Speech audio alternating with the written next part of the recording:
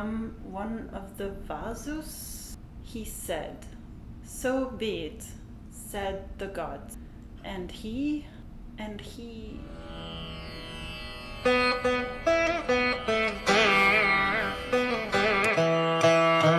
Dagmar, don't you fall asleep. How dare you be tired of studying the sacred Sanskrit language, the language of the gods of our ancestors, the language of Ayurveda. What? Who are you? And he became one. It's so obvious. Now, unworthy disciple, listen carefully. Oh, Atreya, wait for me. I am Anivesha, the disciple of Atreya. He is a great sage. Sages? Okay, but what are you doing here? I mean, how did you get in my room? Oh, suspicious woman, listen. In Kerala is a family of Veds. Practitioners of Ayurveda. They speak the sacred language of Sanskrit and use this very same text as a medical guide for all types of illnesses. You shall go there immediately. What? Why? You two are crazy. How dare you contradict the great sage Atreya? He is 452 years old.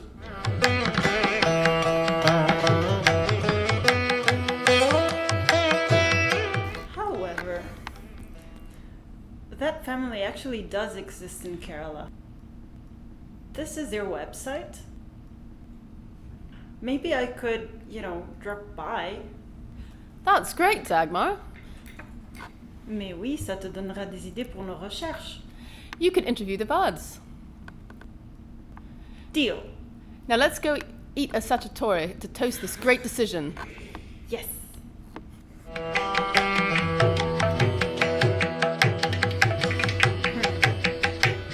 With two other colleagues, I'm researching on the use of tonics and elixirs in Sanskrit medical literature. Part of our work is to translate and interpret ancient manuscripts. Did you know that Ayurveda is one of the most ancient medical traditions of the world? It means knowledge for longevity. And it's still practiced in India today. It's a whole medical system. There are both preventive and prescriptive aspects. It includes a great deal of practical advice for everyone in almost every imaginable aspect of life, including teeth cleaning, diet, exercise, morality, and so on. But it also includes more specialized medical teachings on all aspects of diagnosis and therapy, directed at the professional physician. For instance, did you know that they were able to perform a quite astonishing surgical reconstruction of a severed nose? Having your nose cut off was a quite common form of punishment for theft or adultery. Ew! Oh, and have you heard of stomach surgery that uses the claws of a particular type of ant as stitches? Stop it! This is disgusting! Ready for landing? Bye, sir. Have a nice day. Yes, bye. You will love India, Dagmar. Yeah! Somewhere in Kerala. Yes. Hi, I am Dagmar. And? I come from Austria. This is the Moose family, right? The Weitz? So you came all the way from Austria just to meet us? Well, yes. We have been Veds for generations now. We prepare all sorts of medicines, remedies, ointments. We grow the medicinal plants here. Really? Yes, let me show you. We prepare fresh concoctions according to the season. We follow recipes thousands of years old, but we experiment with new preparations as well. Oh, lovely. Hail to you, holy cow. Wow, beautiful. People often come here for treatments. The spirit is to really change the way you live. Balance between the humours is fundamental. My elder son is here. Let me introduce you. He just graduated from Ayurveda University, so now he can officially be a practitioner. Nice to meet you, Dagmar. What is university? Oh, you couldn't practice otherwise? I thought...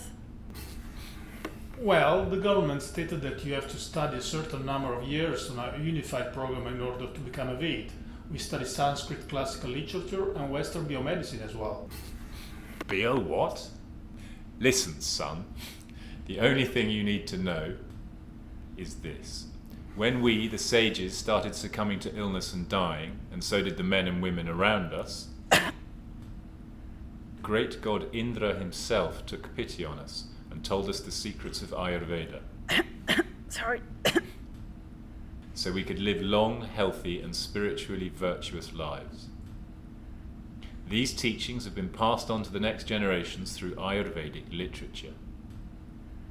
That is all you need to study. We do study ancient texts, but a knowledge about biomedicine is also required. There hasn't always been an easy relationship between traditional and Western medicine.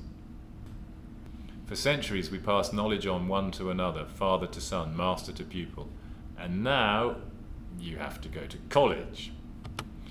And you know, these kids hardly see any patients at all. How can they gain experience? Phew. But then you two sages don't even know what colonialism is, do you? Father, please, let's not get into this conversation now. Come on, let's have dinner. Come, Dagmar. Are there Ayurvedic hospitals? Yes, I can show you one if you like. Oh yes, please do. This is one of the best clinics in the region. Oh. You know, in India, Ayurveda is one of the branches of officially recognized traditional medicines. Together with yoga, naturopathy, Unani, Siddha, and homeopathy. Wait a minute, homeopathy? Homeopathy is neither indigenous to India, nor traditional, nor ancient. Everybody knows that it only works as a placebo. What does it have to do with Ayurveda at all? Well, it's not the same kind of thing, but they are both supported by the government. I can't understand it. How is that even possible? Dunno. Chyawanprash, without sugar, how can that be? It's a special recipe for people with diabetes, No. so they can have it too. It must be made with sugar and butter, otherwise it won't work.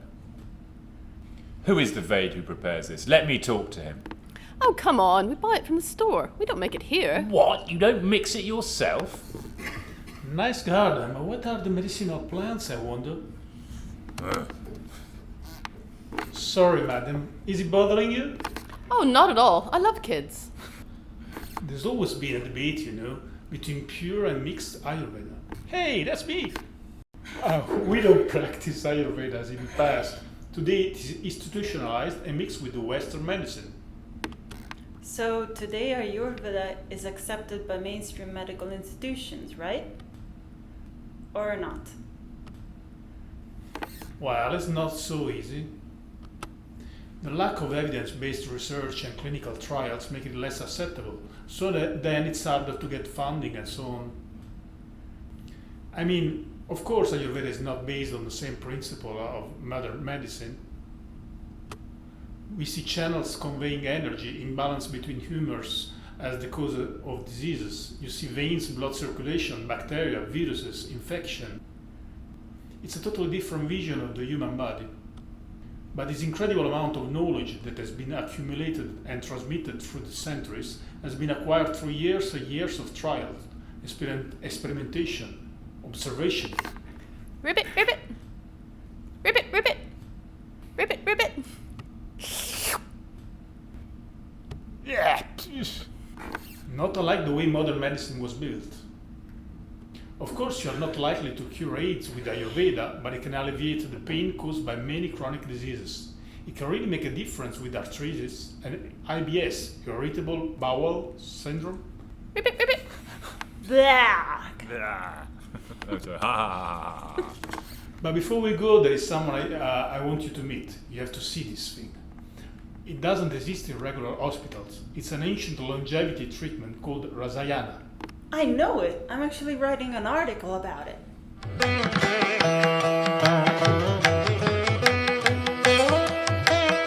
It's here.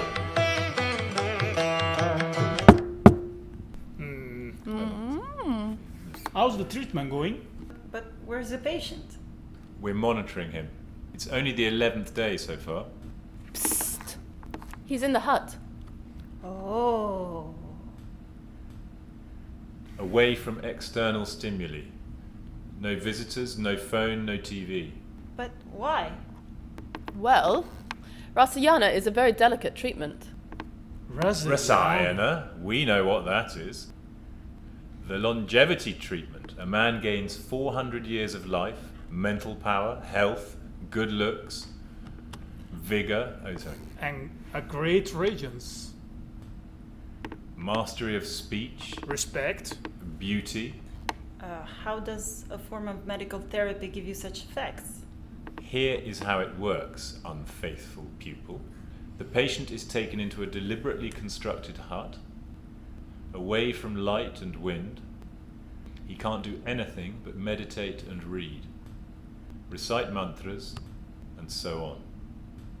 Over 40 days he is in the hut. He is only fed on a herbal compound that is prepared for him by a sadhu, plus butter, honey, and the milk of a black cow. And then? And then he will start vomiting worms. Worms.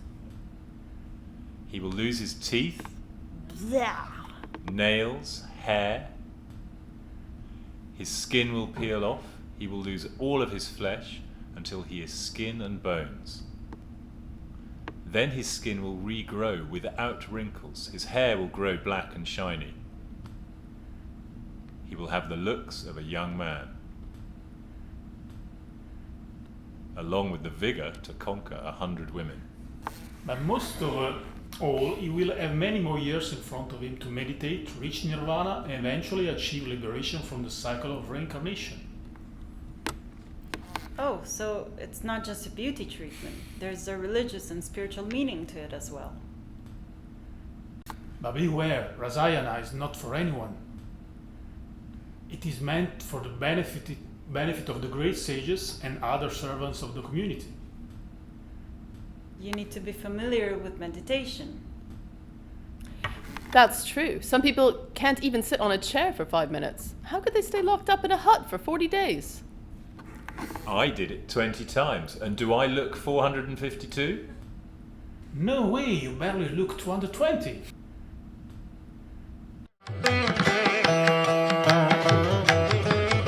What is that luminescent screen? Do you want the remote control? Oh. Who's that guy? Yikes. Religion and spirituality don't make you a fatalist, they make you a practitioner. Practice and work can change your destiny. You can change your destiny. God does not help beggars, He helps the deserving. All you need to do is a bit of hard work and yoga every day. This asana is good for sinusitis, cough, diabetes, hair loss, and high blood pressure. What is blood pressure? Dunno. If you do yoga every day, you will revive your dormant energy. This will give you immunity to the most serious illness. And remember, buy Patanjali products. Don't give money to foreign multinationals that are colonizing us with their harmful chemical products. Buy national, traditional Indian products. Buy Patanjali. Support your country. Make India great again with Ayurveda. Meanwhile... Welcome to India, madam. Hello, Dagmar. It's Suzanne. Oh, hi, Susie. But isn't it night in London? How come you're not sleeping? I'm not sleeping. Who said I'm in London? Listen, pack your bags. You've got to come to New Delhi right now. What? Why? There's a super famous yogi we need to write an article about. It's super interesting. He's the prophet of yoga and Ayurveda in the modern India. But he's also politically involved with right-wing nationalist parties. Whoa, sounds intriguing. Let me grab my 2 sages and I'll meet you at the airport. What sages? Oh, it's a long story. Here you are, you two! TV is not good for you, and also we have to go. Goodbye, Mr. Moose. Thank you so much. Oh, Dagmar. Goodbye. Taxi! It's great to see you, Susie. What was the name of that guru you were talking about? What a mess. Baba Ramdev. That's him. Oh, I have a dream. He's giving a speech at Jantar Mantar. Let's see if we can catch a glimpse of him.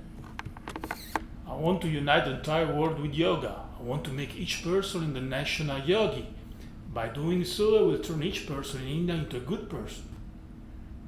You see, It is because of self-confusion that there is corruption, immorality, anarchy, and insensitivity. With this yoga revolution, we will establish an age of sages across the globe. We will establish a kingdom of happiness, prosperity, joy, and peace. A world of traditional Indian values, free from dishonesty and junk food. And I forgot to mention, a good penalty for corruption could be the death penalty. Yay! Bravo, right? That's quite fair. Yeah! Mm. Oh, and vote for the BJP in the upcoming elections. And now let's do a little asanas all together, my friends. You know, his company, Patanjali, owns lots of land across the country. And I mean a lot. He gets half price thanks to his connections with the BJP. He gets tax discounts too. The Ministry of Finance declared yoga a charitable activity, so he gets lots of tax discounts on it. But wait, isn't that a conflict of interests? Everybody in India has connections with politics, so what? We like him anyway. At least he cares about our traditions. Who else does? I love Ayurvedic classical literature too. You have great traditions, but this guy, you have to be careful. Well then, goodbye. No, wait. Come on, Dagmar, let them go. There's only one thing we can do now. What is it? Write an article about it. The end.